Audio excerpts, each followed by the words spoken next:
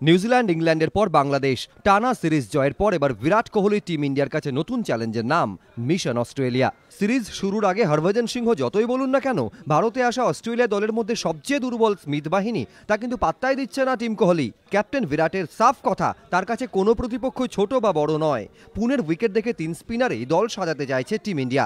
জাডেজা অশ্বিনের সঙ্গে প্রথম একাদশে থাকার প্রবল সম্ভাবনা জয়ন্ত যাদবের। তৃতীয় দিন থেকে বল ঘুরবে বলেই আশা ক্যাপ্টেন কোহলির। ব্যাগি গ্রিনদের বিরুদ্ধে যুদ্ধে নামার আগে কোহলির সাফ কথা, প্রতিপক্ষের শক্তি দুর্বলতা নিয়ে কাটাছেঁড়া হলেও তা নিয়ে অতিরিক্ত ভাবনা চিন্তার কোনো অবকাশ নেই তার টিম ইন্ডিয়ায়। We are aware of the skills and the weak points of every player in the opposition, but it's not something that we sit down and we speak about, or we focus on too much on a regular basis. So there's nothing much to elaborate. I mean, if you're good enough on the day, you're able to perform well. If you're not having a good day, you might be the best player or the best bowler in the world, you might not have your day as well.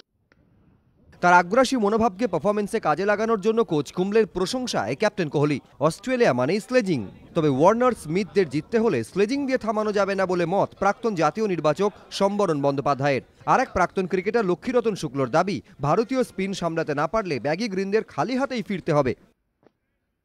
Last সিরিজও খুব ভালো, 3টে spinners খুব ভালো role play করেছিল, as well as bowling as well as batting.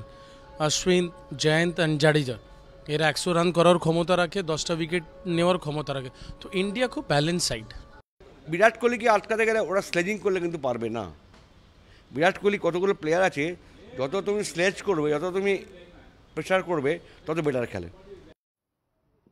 ঘরের মাঠে Australia series, স্টিভো বনাম সৌরভ গঙ্গোপাধ্যায়ের সেই স্নায়ুর লড়াই অতীত হলেও এখনও ব্যাগি গ্রিনদের বিরুদ্ধে টেস্ট সিরিজ মানেই এক আলাদা উন্মাদনা, উত্তেজনা, যার অপেক্ষায় এবার মহারাষ্ট্রের শহর পুনে। কুন্তল চক্রবর্তী, এবিপি আনন্দ।